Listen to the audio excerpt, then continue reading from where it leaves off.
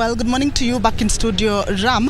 And like you said, we are here in Uasin Gishu County in Eldoret, where today, or rather this week, marks the 8th Devolution Conference for the country since the country adopted the devolved system of governance. And as you can see, where I'm standing is right inside the auditorium, where the event will be taking place. Today being the official opening of this week-long event that will be presided over by the President William Ruto. And as you can see, already delegates are within this auditorium. They're already seated, they've already taken their places, and others are still walking in. The official time for this event to kick off is from 10. There is a raft of activities that have been planned to take place. There is the planting of tree, the commemoration of planting of a tree. Then there'll also be outside, there are a number of stands from different sectors, from the county governments, from the partners with the government, are the ones who work hand in hand with the government in making or implementing the devolution. But right inside here is where the event will take place, and as you can see, delegates already seated. These are stakeholders from various counties, from various parts of the country, from the private sector as well as the public sector. But before I delve into so much of that, let me invite, this is the Kenya National Federation Jua Kali Association CEO, Richard Muteti. Remember, devolution seeks to entrench resources into the local sector or within the mashinani areas. So I would like to bring on board, this is Richard Muteti, to tell us how has Jua Kali improved, how has Jua Kali grown from where it started, and taking into consideration the fact that devolution was meant to come and bring up or actually decentralize resources to the people in the local level. Karibu sana Bwana Richard. Maybe if you could start us off, how do you think devolution has helped the Jua Kali sector? Devolution has greatly helped the Jua Kali sector because it has brought attention to the bottom of the economy. As you may know very well, the Jua Kali sector people operate from the villages, from the ground, and for a very long time, attention was only in the major cities and towns. Now, in the advent of the devolution, county governments started concentrating on their local resources and local people. When you talk about local resources and local people, the biggest local resource for the counties is the people themselves. And the majority of them are the informal economic sector. And in this case, the Jua Kali sector. And as you can know, the Jua Kali sector powers this country. If you go to what you are seeing in these towns is not what you get in the villages. In the villages, it's the Jua Kali sector. You talk about the construction of houses, churches, furnitures, growing of food, ferrying people from one place to the other, the border, the informal economic sector. And again, when you talk about numbers, the informal economic sector employs more than 86% of all the total jobs in the country. So we are a big stakeholder, and we are excited to be here today. Devolution has been termed a success. From where you sit, what has improved within the informal sector? What has improved? What I can just say, the biggest improvement is the recognition. This is also a very interesting moment because the current government, the current regime is promoting the bottom-up economic transformation agenda, and it is starting from the bottom of the pyramid. The people at the bottom of the pyramid is the informal economic sector. Several programs that are being put in place, for example, the construction of markets, construction work sites, the affordable housing program. Most of these programs are focusing on the informal economic sector, the Jua Kali sector. We are happy that now our people are able to get contracts in the county governments to supply to them. It never used to be the same. So I can say, okay, a lot needs to be done. And why I'm here today, I'm going to sit in the afternoon panel that talks about micro and small enterprises scalability for intra and regional and national development, for socio-economic development. So we as a sector, we appreciate the development and strides that has been made, but we believe that still more can be done. For example, we need to have say. We need to have say in the national and county governments' decision-making structures, so that they don't make decisions on our behalf, so that they don't make decisions on the behalf of the Jua Kali sector.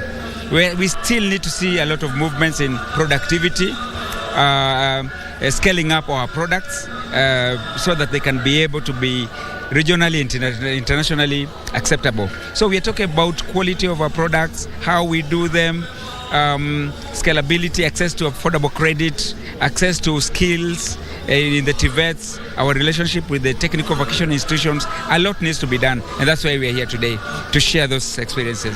Thank you so much. I wish you all the best. I understand that we have different or rather various stakeholders who will be sitting in the panel, as well as there will be breakouts within the sessions for people to deliberate among the issues that you've spoken about and even other issues. But we wish you all the best and very fruitful deliberations. Thank you so much. Well, Ram, that is one of the stakeholders who is here and who is expected to sit, of course, with the other members within the Devolution conference to be able to understand what exactly can be done to improve the informal sector. And like I told you, remember, county governments are here. Remember, COG is the biggest investor in this particular conference. COG includes the governors and the deputy governors, as well as the other members of the executive who will be looking to see how devolution is panning out. But without much ado, allow me to invite the CEC for Agriculture.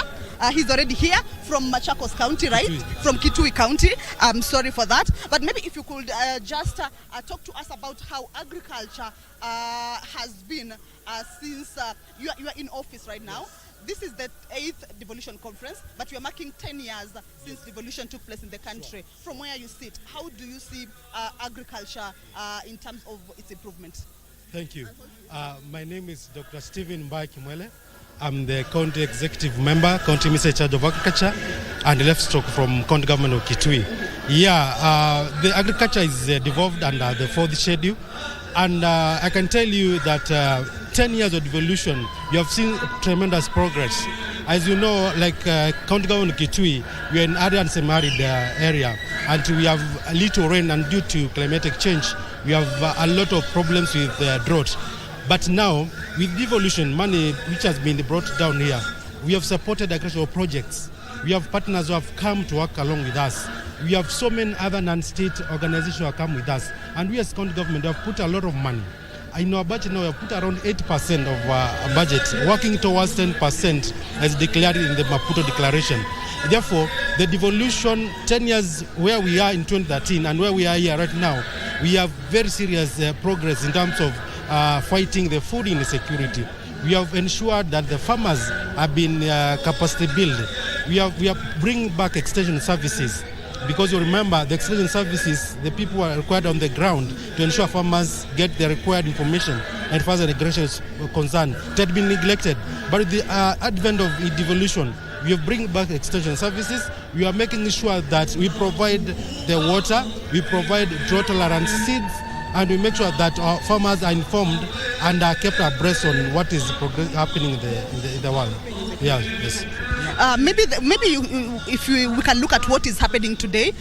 We understand that you will be sitting with various stakeholders to deliberate on what exactly can be done as a way forward into devolution. What are some of the challenges that you think is still facing devolution, and you as people who are implementing that devolution in the counties should be done? Thank you. You see now agriculture is 95-97% evolved. And sometimes we are facing delay in disbursement of funds. You find that will affect implementation of some of the projects. The other thing is we need to work closely with the national government that what is devolved should come down to the people.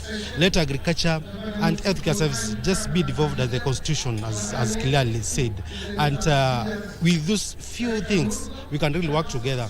And one thing we like at this point is that so many development partners have interacting directly with our farmers and with our county officials. So therefore, I'm happy today to say that the devolution have bore fruits, and we are happy, and we need to continue to support devolution. Anyone who has any intention to just make devolution not work, that's an enemy of development. Therefore, with agriculture has worked very well, and our farmers, because agriculture is the backbone and is the bedrock. We need to support agriculture. Its contribution to the gross domestic products currently is around 26%. And what I can tell the big populace, is that the youth need to come into agriculture. We have a problem that youth have abandoned. They don't to dirty their hands. They need to come in because an average age of a farmer is around 65. Why should this nation be fed by our grandmothers and our mothers? Yet we constitute the biggest population in this country. Therefore, the youth need to come. But also, I want to put a challenge to other executives from other counties. We need to make agriculture profitable. We need to provide input support because it's very expensive, mechanization support. And also, we need to make income predictable. They need to have the market. So we need to talk about the whole value chain. That is from the production to marketing. All that value chain needs to be addressed because now when you are planting, the big question should be, why are you planting? Do you have a market ready for you? Because you don't need to plant, then you get disappointed, not to lack of the market to sell your produce. Therefore, I'm saying we need to support agriculture. Once you support agriculture, we'll have sorted the issue of unemployment. Agriculture is the greatest employment multiplier. It has the biggest. It employs around 70% of the people on the ground. They are employed by agriculture. So what I can tell you, let's make sure that all the monies which are supposed to do agricultural production come down to the counties. They continue to implement and make sure that we as officials make sure that we oversight and make sure the money is used prudently for the benefit of the people. Yes. Yeah, thank you. Okay. Well, Ram, inside the auditorium, I'm told that we needed to conduct some prayer. So allow me also to be silent for the prayer.